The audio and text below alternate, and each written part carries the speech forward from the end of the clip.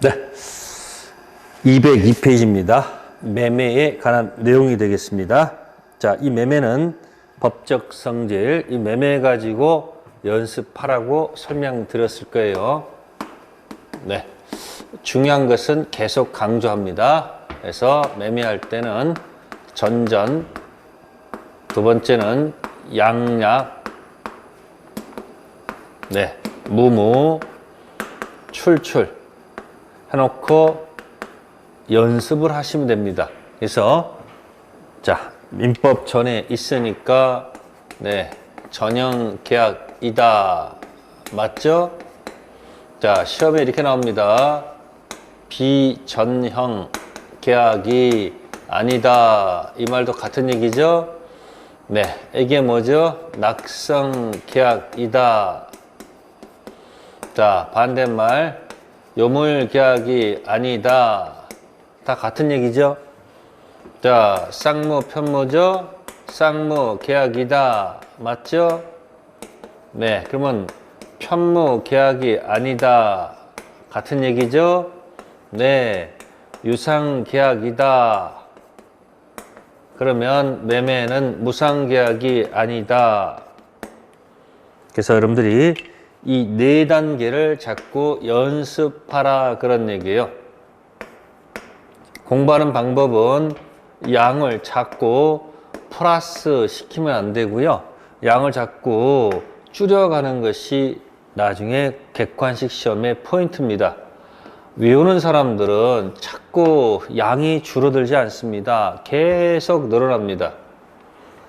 공부는 이해할 건 이해하고 암기할 건 암기한다. 그래서 먼저 이해를 전제로 해서 잘 모르는 것은 암기로 후려치고 이게 바탕이 돼야 되는데 그냥 처음부터 무조건 그냥 뭐요? 암기하려고 대드는 사람들은 암기 해봐야 양이 계속 늘어만 나요. 정신분열에 걸린다는 얘기예요. 그러니까 힘들더라도 이해하려는 방식을 가려고 노력하는 사람은 양이 차차 줄어들 것이다. 똑같아요. 여러분들이 사시면서 뭘 암기한 걸 가지고 살 수는 없는 거 아니에요. 스스로 납득이 돼야 되지 않느냐 그 얘기예요. 이건 논리의 체계니까 모르는 게 아니에요. 여러분 자꾸 공부하다가 자꾸 강의를 듣고 자꾸 모른다. 나는 왜 모르지? 자꾸 이런 말을 쓰는 사람 많습니다. 모르는 게 아니고 익숙하지 않다. 익숙하지 않다라고 생각하라 그런 얘기예요. 그리고 강의를 들었어요. 근데 강의 뭐예요? 자, 여러분들이 만약에 인강을 들었어요. 인강을 듣고서 또 뭐라고 그래요? 아이씨, 하나도 모르겠네. 뭔 소리지? 하나도 모른다. 이런 말 쓰지 말고 인강을 들었으면요. 야, 내 그 어려운 이야기를 하나도 모르는데 불구하고 인강을 내가 끝까지 뭐 했다? 끝까지 내가 그래도 뭐 했다? 네, 들었다. 그죠? 대단하네, 나도. 이렇게 자꾸 부정의 언어를 쓰지 마시고 부정적인 자꾸 언어를 쓰지 마시고 긍정의 단어를 쓰라 그런 얘기예요. 왜 그럴까요? 네, 스스로 자기가 자신한테 자꾸 긍정의 언어를 쓰게 되면 내 몸에서 긍정 에너지가 생겨서 사람이 좀 활발하고 좀 생기 있고 뭔가 좀 재미가 있어 보입니다. 근데 부정적인 언어를 쓰는 사람들은 얼굴에 생기가 없어요. 재미가 없어요. 자, 봅시다. 몰라요. 인강 듣고. 그래, 하나도 몰라. 그래. 모른다 칩시다. 근데 모르는데, 그 상태는 변함이 없는데, 자꾸 부정적인 언어를 써가지고 자기를 자꾸 이상한 사람은 몰지 말란 얘기예요. 긍정의 언어를 쓰라는 얘기예요. 모르는 것이 아니고, 나 아직 익숙하지 않다. 너 하나도 모르는 게 아니고 내가 이 모르는 인강을 그래도 내가 인강을 끝까지 들었다. 대단한 사람이야 나도. 이런 방식 갖고 연습하면 나날이 좋아질 것이다. 자, 그래서 이제 요 이야기를 설명을 드린 거예요. 자, 그럼 이제 가시면 이제 책자에 이제 계약금 해가지고 오른쪽에 203페이지에 해약금이라는 단어가 있을 거예요. 해약금. 자, 보세요. 매매라는 계약을 체결하면서 체결하는 겁니다. 네. 그럼 매매할 때 그냥 하지 않죠. 부동산 같은 경우는 계약금 거는 계약을 할 거란 얘기예요. 네. 계약금, 네. 거는 계약을 하는데, 네. 자, 만약에 10억짜리다 그러면 한 10%, 1억. 그러면 약정을 한다는 얘기예요. 네. 1억 주기로 약정하면 보통은 매매 계약하는 날 다 줍니다. 보통은. 그런데 희한하게 그 당일날 안 주고요. 그 다음날 계약금 일부 주기로 약속을 하고 또 시점때 나머지 것을 다 주고 그 다음 코스가 이제 중도금 지급하고 네, 마지막 단계 잔금 지급하는 단계가 있을 거예요. 자, 이때 이렇게 봅시다. 약정 1억 주기로 약정하고요. 일부 줬어요. 4천 줬어요. 4천. 나머지 거 6천 다 주겠죠? 근데 우리 법에서는 계약을 해놓은 다음에요. 혹시 후회할 수도 있어요. 그래서 해약금 해지할 수 있는 길을 터줍니다. 자, 그런데 약정하고 일부 지급 이 중간에서는 해약금 해지할 수 없도록 해놨다는 겁니다. 자, 단계별이에요. 자, 요 사이에서 네, 갑이든 을이든 해약금 해지할 수가 없다는 겁니다. 없어요. 또 일부 준 상태에서 요 상태에서도 네, 해약금 해지할 수 없어요.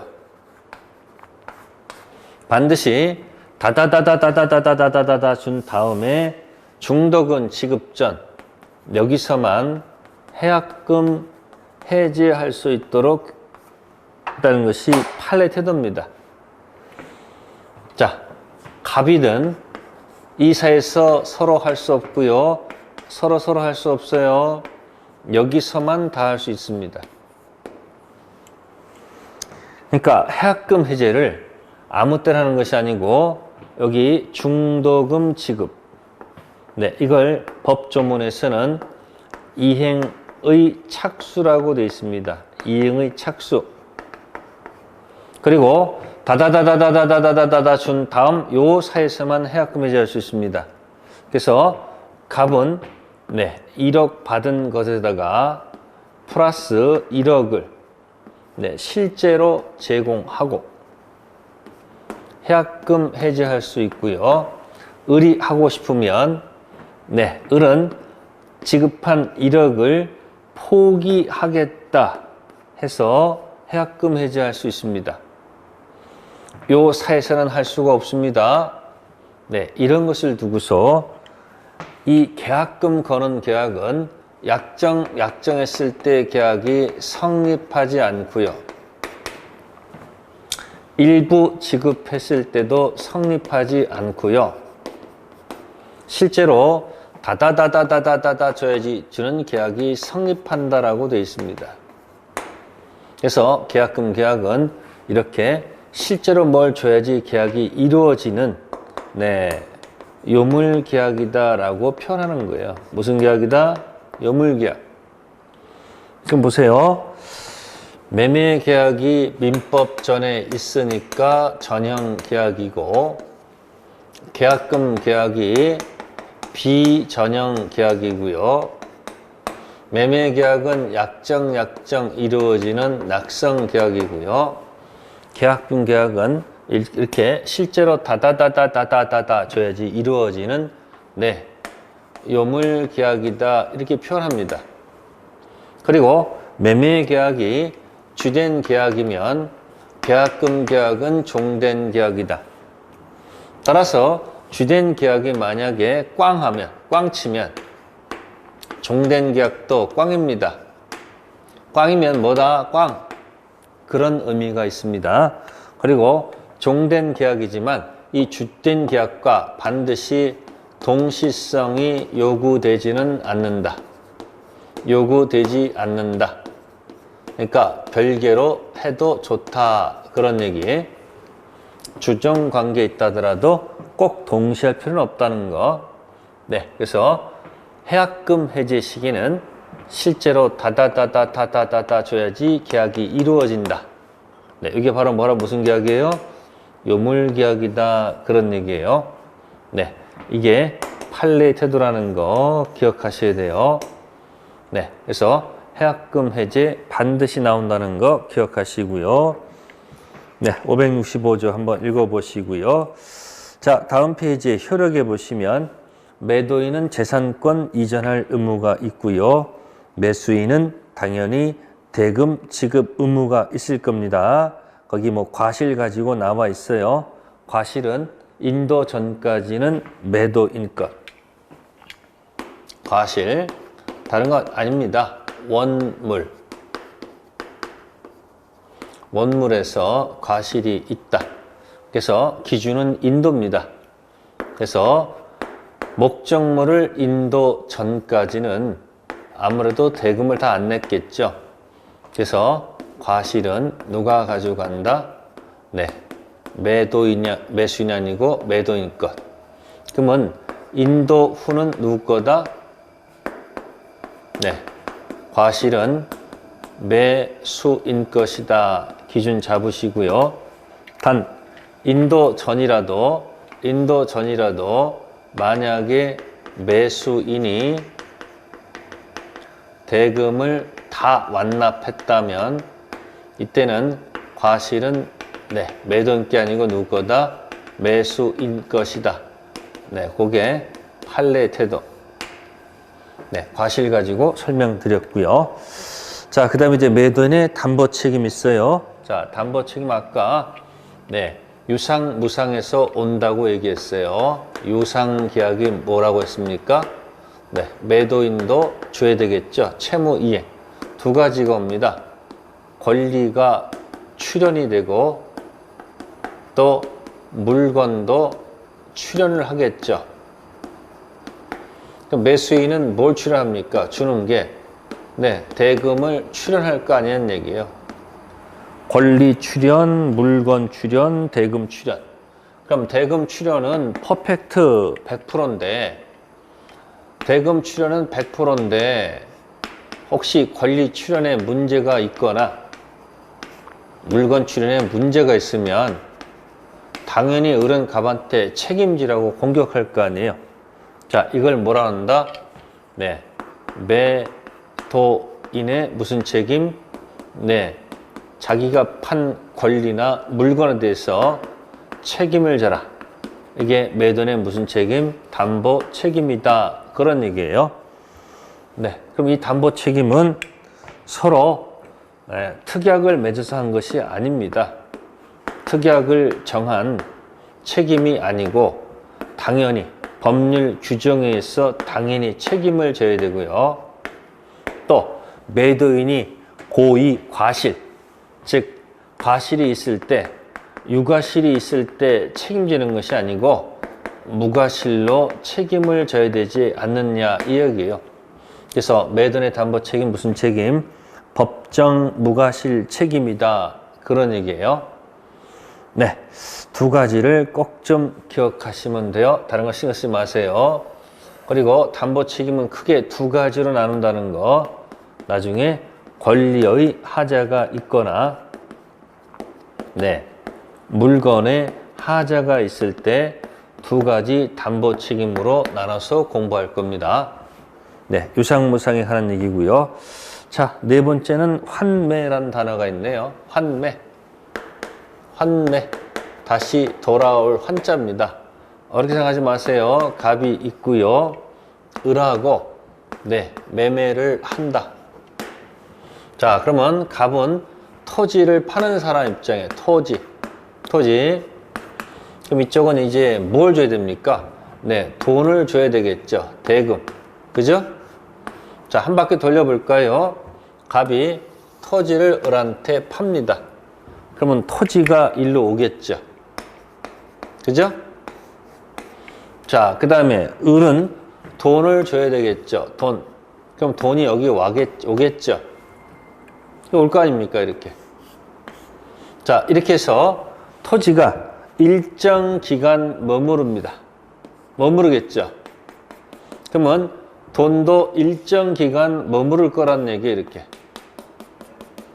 그러니까 갑은 토지 재산권 넘기고 을은 돈을 줬다 이야기예요. 그래서 갑이 일정 기간 내 다시 이 돈을 뭐하고 이쪽에다가 이렇게 제공을 하고, 그러면 토지도 이렇게 다시 이렇게 오지 않을까? 그러니까 한 바퀴 돈다는 얘기예요. 이렇게. 이걸 환매라고 해요. 그럼 여기서 보는 게 이 매매 계약하면서 포인트예요. 동시에 환매 특약을 맺어야 됩니다. 환매 특약. 자, 그래서 환매 특약을 맺게 되면 요 일정 기간 내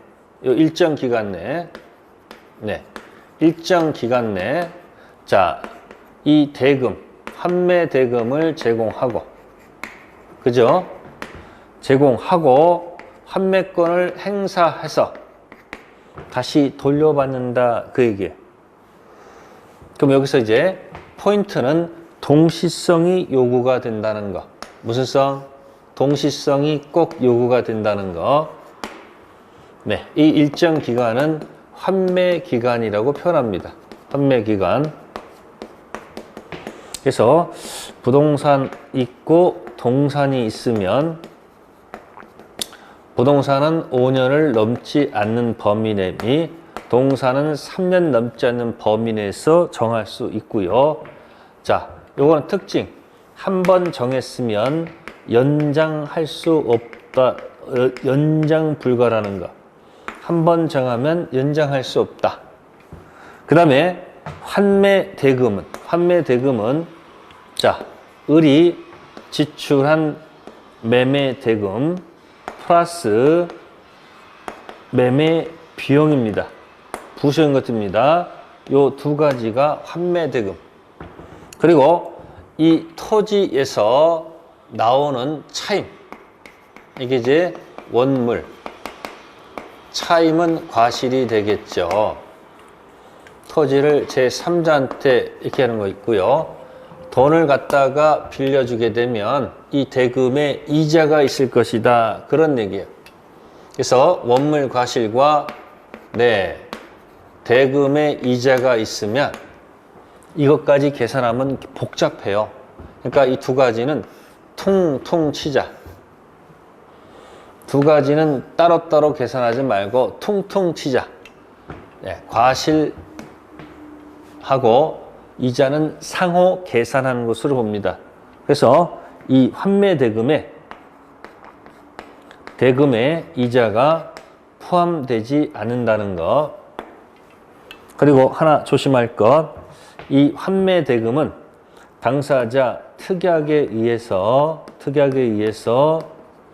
달리 정할 수 있다는 것. 그래서 요즘은 요게 자주 나옵니다. 보통 이렇게 동시성 요구되고 연장할 수 없다. 근데 환매 대금은 달리 정할 수 있다. 네, 요게 환매에 관한 얘기예요. 그래서 205페이지에 환매의가 있고 환매 기간, 이 두 가지 조문을 설명을 드렸다. 아셨습니까? 요거 그냥 조문 가지고 해결하면 될 것이고, 자, 그 다음에 이제 207페이지 가면 교환이 나와요. 교환. 이건 어렵지 않아요. 한쪽이 재산권 이전, 약속을 정하고, 이쪽이 대금 아닌 걸, 대금 아닌 것 지급할 것을 약정함으로써 효력이 생긴다. 네. 그러면 이렇게 생각해 보세요. 자, 여기다가 볼게요. 자, 한쪽이 재산권 이전 약정, 이쪽이 대금 주기로 약정하게 되면 대금, 요 금은 반드시 금전일 것. 아시겠습니까? 네. 그러면 여기에 뭐가 된다? 매매가 되는 겁니다. 매매. 근데 자, 한쪽이 재산권 이전인데 한쪽이 금전 아닌 것, 지급할 것을 약정하면 이게 교환이 된다 이 얘기예요. 그러니까 매매 속에 이미 교환이란 말을 알 수가 있죠. 금전인 것을 지급하면 매매, 금전 아닌 것을 지급할 것을 약정은 뭐가 된다? 교환. 네, 그래서 여기 208페이지에 매매하고 교환의 그 내용을 보시면 되고요. 자, 끝으로 이제 임대차가 나오네요. 임대차. 네, 임대차. 뭐 이거 지우고 여기다 해볼게요. 자, 임대차 조문입니다. 거기 나와 있는 것이 임대차 조문은 뭔가 봤더니 갑이 네, 목적물 사용 수익하게 할 것을 약정하고 네, 이쪽도 약정해야 되는데 이쪽 약정은 차임 지급할 것을 약정함으로써 네, 효력이 생긴다. 요렇게 돼 있습니다. 그럼 똑같아요. 자, 전 똑같아요. 뭐요? 네, 전형 계약이고 약정이니까 낙성 계약이고 갑의 채권은 을의 채무, 을의 채권은 갑의 채무니까 무무, 쌍무. 그다음 뭐요? 채무 이행, 출연이니까 유상. 법적 성질은 다 똑같습니다. 매매, 교환, 임대차는. 그럼 여기서 이제 보면 돼요. 자, 그러면 이제 이런 사람을 임대인. 이건 빌려준 사람이, 빌려쓴 임차인. 그죠? 그러면 갑의 주된 목적은 뭘까요? 차임 달라는 게 포인트예요. 차임 채권. 그러면 을의 포인트는 뭐예요? 이거 목적물 사용 수익 해볼까요? 채권 있다는 얘기죠. 뭐예요? 목적물 뭐다? 사용 수익을 요구하는 권리다. 그래서 이 말을 갖다가 목적물 사용 수익 이 채권을 부드럽게 고친 말이 뭐냐면 임차권이라고 고친 거예요. 임차권. 물건이에요? 채권이에요? 채권이죠. 그럼 채권은 뭐라고 그랬습니까? 채권은 사람이 이 사람한테 지금 네, 부동산 뭐 토지 할게요. 부동산 해볼게요.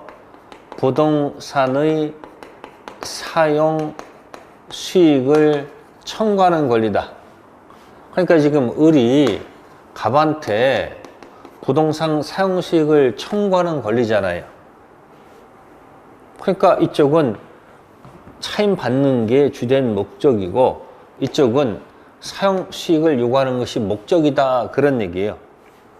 그러면 여기서 생각해 보세요. 네, 여기 숫자를 맞추게 되면 수선 유지는 누가 해야 될까요?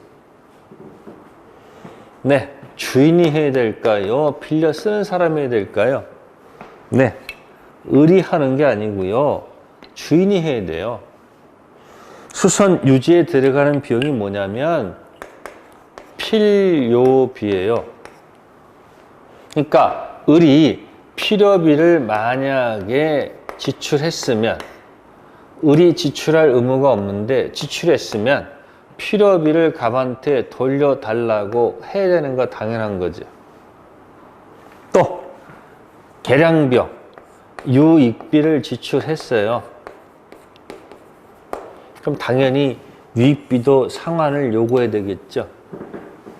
그러니까 수선 유지는 을이 하는 게 아니고 누가 한다? 주인. 그래서 이 갑의 의무는 사용 수익 관련돼서는 갑은 적극적으로 나설 의무가 있다 이야기. 적극적 의무. 그래서 목적물을 인도할 의무만 있는 게 아니고 땡치는 게 아니고 존속 중 사용 수익할 수 있도록 적극적으로 의무일 수밖에 없다는 거예요. 그러니까 제3자가 누가 와서 방해하면 적극적으로 나서 가지고 방해 제거할 의무가 생긴다 이야기예요. 그러니까 이 이야기도 다른 게 아니고 목적물을 채권, 사용 수익을 요구하는 것에서 다른 표현일 뿐이다 그런 얘기예요.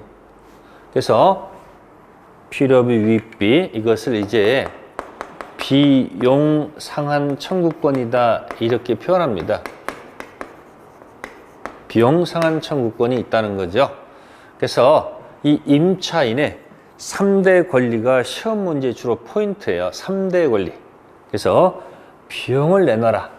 필요비도 가능하고 유익비도 가능하다라는 거. 자, 이게 첫 번째가 되고요. 두 번째가 뭐가 있냐면은 지금 이게 만약에 토지 임대차라면 무슨 대차요? 토지 임대차게 되면 토지 임차인은 지상물 있잖아요. 그래서 지상물 사라. 지상물 매수 청구권이 그 하나고요. 그 다음에 건물 임차인입니다. 무슨 임차인이요? 건물을 빌려 쓰고요. 건물에 부속시킨 물건이 있을 수도 있거든요. 그게 이제 부속물이에요. 독립성이 있습니다. 부속물 매수 청구권이에요. 이 지상물도 임차인 거고요. 부속물도 임차인 거예요. 임차인 거. 그래서 지상물을 사시오 주인한테 부속물을 사시할 권리가 있어요. 그래서 이 세 가지가 시험에 가장 많이 나와요. 누구 거다 이거는? 임차인의 3대 권리. 그래서 요 세 가지는 체킹해 두셨다가 임차인의 3대 권리는 꼭 잘 정리해 둘 것. 그래서 책자에 보시면은 209페이지에 토지 임차인의 지상물 매수 청구권. 그게 꼭 기억해 두셔야 되고요. 그 다음에 넘기셔가지고 211페이지에 비용 상환 청구권 있을 거예요. 필요비하고 무슨 비? 유익비. 꼭 기억하세요. 지금 여기서는 두 가지만 돼 있네요. 비용 상환 청구권하고 지상물 매수 청구권 두 가지만 있는데 사실은 또 하나가 있다는 거. 뭐다? 부속물. 나머지 얘기는 가서 보시면 돼요. 자, 그래놓고 요 지상물하고 부속물, 이 지상물 얘기 하나 설명드릴게요. 참고할게요. 지상물은 자, 기간이 만료가 됐다. 근데 지상물이 현존 있다 이야기예요. 그러면 을입니다. 을은 토지 임차인이죠. 토지 임차인이 자 1차, 2차 갑니다. 1차적으로 그러면 갱신을 한번 해주실 수 있겠습니까? 이게 들어옵니다. 이때 주인이죠. 주인, 토지 임대인이 그렇게 합시다. 안 됩니다. 라고 선택할 수가 있습니다. yes가 되면 다시 갱신이 이루어지는 거고요. 만약에 이제 노하게 되면 2차적으로 들어갑니다. 그러면 사십시오. 지상물을 사시오. 매수 청구권이 들어갑니다. 이때 주인이 그래 사겠소, 아니요 안 사겠소 이렇게 선택할 수 있는가 봤더니 여기서는 갑은 선택 권한이 없다는 겁니다. 자, 이것을 두고서 이렇게 얘기해요. 글자 청구권이죠. 네, 글자 그대로 청구권이지 형성권이 아니고 글자 그대로 청구권이다. 지상매수권은 글자는 청구권이지만 상대방이 yes, no를 선택할 수 없기 때문에 요거는 형성권이다 이렇게 표현합니다. 형성권. 형성시킨다는 얘기죠. 네, 이런 말이에요. 상대방 동의 받지 않고 일방적으로 형성시키는 권리가 무슨 권? 형성권. 그래서 갱신 청구권은 형성권이 아니고 청구권, 선택할 수 있으니까, 매수권은 선택할 수 없으니까 청구권이 아니고 무슨 권이다? 형성권. 네, 그것이 거기 딱 설명돼 있을 거예요. 209페이지하고 10페이지에 있는 거 한번 읽어 보시고요. 네, 임차인의 권리 의무는 이렇게 해서 설명을 드리고요. 자, 이제 민사특별법 갈게요. 자, 민사특별법을 구체적으로는 설명 안 드릴게요. 다만 왜 있는지 그 이유만 설명드리면 되고, 자세한 것은 이제 기본서 갖고 공부하시면서 하나씩 풀어가면 돼요. 자, 그럼 봅시다. 우리 시험 범위가 이렇게 됐어요. 일반법, 민법입니다. 근데 플러스 민사특별법이 들어가 있다 이야기예요. 그러면 일반법, 민법이 있는데 왜 특별법 만드느냐? 네, 다른 거 아니고요. 민법에 문제가 있어요. 그 문제가 있으면 어떻게 돼요? 이 민법을 고쳐서 개정해서 쓰면 되는데, 민법은 개정하기가 굉장히 어렵습니다. 곤란합니다. 그래서 할 수 없이 이걸 못 고치니까 특별법을 만들어서 일단 쓰는 겁니다. 그래서 일반법, 민법에서 34문제 정도가 출제가 되고, 특별법에서 6문제가 출제가 된다 이야기입니다. 그러니까 이 특별법은 처음에 크게 신경 쓸 거 없어요. 일반법 문제만 제대로 파악하면, 요거 문제만 파악하게 되면 특별법은 자동적으로 잘 맞힐 확률이 높습니다. 그럼 이제 봅시다.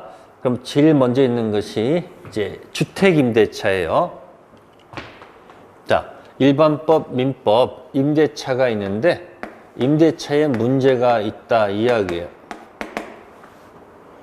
내용 설명 안 드리고 왜 만들어졌는지 그 이유만 설명드릴 거예요. 그럼 우리가 만약에 주택을 빌렸을 때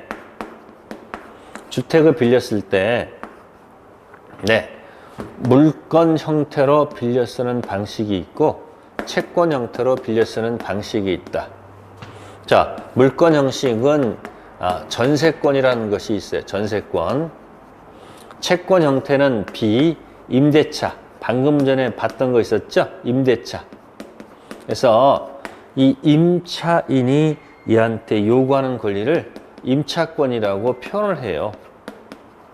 그러니까 물건은 사람 물건 직접 지배해서 이 세상 모든 사람한테 주장할 수가 있는 게 물건이죠.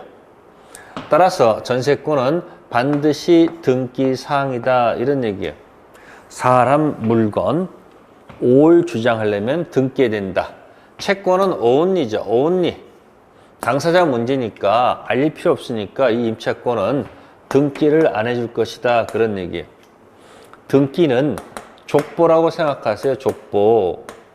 그러면 임차권은 족보 없이 쓰는 거죠. 네, 그러다가 이 주택이 만약에 매매가 됐다. 매매가 되면 을은 소유권 등기 치고 들어오잖아요. 그러니까 소유권도 물건이고, 그죠? 그러면 이 물건과 물건이 충돌하게 되면 서로 족보가 있잖아요. 지금 서로 등기부에 족보에 올라갔잖아요. 그럼 이 족보가 이 족보보다 빠르니까 주인 바뀌어도 얘한테 대항할 수 있잖아요.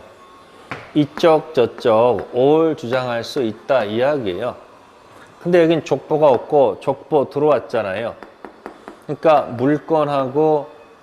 물건하고 채권이 붙으면 물건이 우선하잖아요.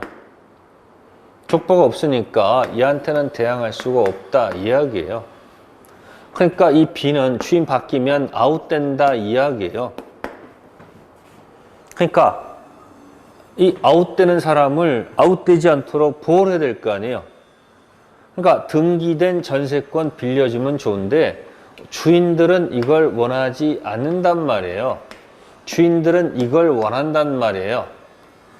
그러니까 현실적으로 임대할 수밖에 없으니까 주장할 수 없으니까 아웃되는 것을 막으려면 주장할 수 있도록 해주면 되잖아요. 그래서 만든 법이 무슨 법이다? 네. 주택이에요. 주택임대차 보호법을 탄생시켰다 이야기예요. 그래서 대항할 수 없는 것을 대항할 수 있도록. 그래서 대항할 수 있으려면 대항 요건을 갖춰라. 그게 바로 뭐냐면 이사 가서 전입신고. 그걸 법률 용어로 네 주주. 그죠? 대항 주주를 갖춰라. 그죠? 네, 주택을 인도받아서 플러스 주민 등록을 하시라 그런 얘기예요. 결국 이사 점유를 이전받고 가서 전입신고를 하시게 되면 당일이 아니고 그 다음날 0시 다음날 오전 0시에 대항력을 인정해 준다. 그럼 이게 마치 뭐랑 같은 거예요. 이 등기된 전세권, 이 등기 있잖아요. 등기와 같은 역할을 해주는 게 바로 뭐다? 주민등록이에요.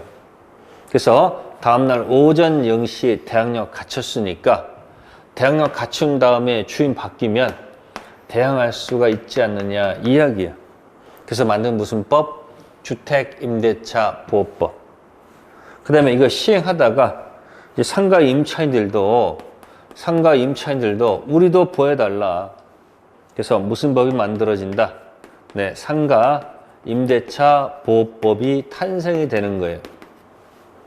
근데 이것도 모든 상가 임차인이 아니고 일정 기준을 잡아서 그걸 이제 환산 보증금이라고 그래요. 순수 보증금이 아니고 환산 보증금, 네, 보증금 더하기 월세 곱하기 100 해서 일정 보증금 기준 이하일 때 이 법을 적용하겠다. 그래서 상가 임대차는 똑같아요. 여기 이제 바뀌면 되죠. 주택 인도가 뭐로 가고 상가 인도 플러스 이건 이제 사업자 등록으로 바뀌는 거예요. 사업자 등록하면 다음날 뭐다? 네, 오전 0시에 대항력 갖춘다. 그 내용에 따라서 이제 뭐 하는 거 시작되는 겁니다. 그 상가 임대차는 네, 포인트가 이제 기간 보장해주고 권리금 회수 보여주는 법을 이야기합니다. 그래서 주택 임대차 보호법하고 상가 임대차는 같은 연장선상에 있습니다. 이거 잘하면 이것도 잘할 확률이 높겠죠. 자, 그 다음에 이제 또 하나가 뭐냐면 이제 사채업자 같은 경우에 사채업자 그래서 채권자가 네, 폭리를 취하는 경우가 있다는 거예요. 채권자 폭리. 그러니까 돈은 조금 빌려주고 담보 가치는 높아요. 채권자 폭리. 그래서 채권자 폭리를 막자, 방지하자. 채권자 폭리를 방지하기 위해서 만든 법이 뭐냐? 네, 가등기, 담보 등에 관한 법률을 탄생시킵니다. 가등기, 담보 등에 관한 법률. 그러니까 이런 거예요. 갑구에 돈을 빌려주는 갑이 채무자예요. 소유권이 있어요. 토지가 있는데 토지를 갖다가 담보로 제공했는데 채권자가 가등기를 하자 이야기예요. 가등기. 그래서 가등기를 안 해주면 돈을 안 빌려주겠다는 거예요. 그러니까 돈을 빌려주고 돈을 못 갚으면 대신 대물 변제, 토지로 주라 이런 얘기예요. 그래서 대물 변제에 약속을 해놓고 장래 발생하는 등기청구권을 가등기에다가 붙여놓는 거예요. 그럼 이렇게 해서 가등기에다가 안전장치를 붙여놨다는 얘기예요. 채권자가 을이 해서 나중에 돈 안 갚으면 그냥 가서 여기다 본등기 하겠다는 거예요. 여기다 본등기 하게 되면 가등기 순위는 본등기 순위는 가등기 소급하잖아요. 그러면 가등기에서 본등기 하게 되면 돈은 한 1억 정도 빌렸었는데 담보 가치는 3억이다. 그러니까 채권자가 폭리 취하잖아요. 폭리를 막아야 될 거 아니에요. 그래서 법에서 이렇게 얘기하는 거예요. 가등기에서 본등기 하기 전에 여기 끼어들어 가지고 가등기, 본등기 하면 채권자가 폭리를 취하니까 폭리를 막자. 결국 무슨 얘기일까요? 털고 가라 이런 얘기예요. 네, 청산 절차를 규정한 법이 뭐다? 가등기, 담보 등에 관한 법률을 만든 겁니다. 자, 그 다음에 이제 네 번째는 뭔가 봤더니 네 번째는 집합건물법. 줄인 겁니다. 집합건물의 소유 및 관리에 관한 법률을 만듭니다. 그래서 자꾸 이렇게 건물이 높아진다 이야기예요. 건물이. 그러니까 자꾸 높아지니까 민법 조문에 215조 구분 소유 가지고는 안 돼. 그러니까 법 만들어 가지고 네, 소유권 객체가 되는 부분, 전유 부분. 그다음에 같이 공동으로 사용하는 부분, 공용 부분. 그다음에 대지를 기초로 하고 있으니까 뭐예요? 네, 대지 사용권. 이게 구분 소유의 3대 요소입니다. 특징은 전유 부분이 주가 되고 이게 전부 다 종이 되는 거니까 네, 전유 부분이 움직이면 이게 움직이면 전부 다 따라와라 이런 얘기예요. 그래서 요 붙어가는 것을 일체성이다 라고 표현을 해요. 전유 부분과 공용 부분 지분의 일체성, 전유 부분과 대지 사용권 지분의 일체성. 그래서 전유 부분, 공용 부분, 대지 사용권 가지고 그걸 논의하는 것입니다. 이게 무슨 법? 집합건물법. 자, 그러니까 여기 이제 단체가 만들어야 되겠죠. 그래서 관리단이 구성되고 네, 일을 하는 관리 집행기관이 필요하고 잘 하는지 못하는지 감시될 거 아니에요. 그래서 관리위원회를 둬서 네, 집회를 통해서 뭐하고 의결을 하고 의결한 것을 집행하고요. 그 다음에 감독하는 그런 체제 조직적인 구조를 갖추고 있다. 그래서 관리단은 구분 소유자로서 구성이 되고 관리인은 구분 소유자일 필요가 없고 제3자도 가능하고 요거는 구분 소유자야 되겠죠. 그런 것들을 공부하는 것이 집합건물법이다. 그런 얘기예요. 그래 마지막으로는 뭐냐면 네, 부동산 실명법. 부동산 무슨 법? 실명법이 제정이 됩니다. 남의 이름으로 등기하지 말고 자신의 이름으로 등기하라. 종류는 이런 겁니다. 설명 안 드려요. 갑하고 을하고 네, 명의 신탁 약정에서 등기를 이쪽으로 이렇게 옮겨 놓는 경우, 그래서 물권 변동시키는 경우, 자, 이런 걸 이전형 명의 신탁이라고 표현을 합니다. 또 하나는, 자, 이 병의 토지를 갑이 사면서, 자, 갑하고 을하고 명의 신탁을 해서, 네, 등기가 요렇게 넘어가도록 유도하는 경우도 있다는 거죠. 네, 이걸, 네, 중생형 명의신탁, 중간 생략형 명의신탁이 있다는 거고요. 네, 이 중생형은 좀 하수죠. 그래서 계약형으로 하는 것이 많습니다. 이건 무슨 얘기냐? 갑하고 을하고 명의신탁을 하고요. 이 사람이 돈만 제공해요. 돈만. 그래서 을이 가서 매매 계약을 체결하는 거예요. 이렇게. 그러니까 등기가 여기서 이렇게 가는 경우죠. 이걸 계약형이라고 합니다. 그래서 부동산 실관리자 명의 등기에 관한 법률은 이전형이 있고, 그 다음에 중간 생략형이 있고, 계약형이 있습니다. 이것도 여러분 나중에 꼭 내 것으로 만들어야 됩니다. 그래서 민사특별법은 5가지 법률을 모아서 특별법이니까 그 왜 만들었는지 그 이유만을 설명한 거예요. 자세한 것은 이제 여러분들이 기본서가 나오면 진행하면 됩니다. 네. 기초 입문 과정 짧게 끊어쳤습니다. 그래서 내용이 많이 줄어든 상태이기 때문에 많이 힘들 수도 있습니다. 그러나 이런 게 있구나, 민법이 이런 거구나, 그런 감만 가지시면 되고, 네, 다시 다 잊어버렸었습니다. 1월 달에 기본서 가지고 새로운 마음으로 찾아뵙도록 하겠습니다. 감사합니다.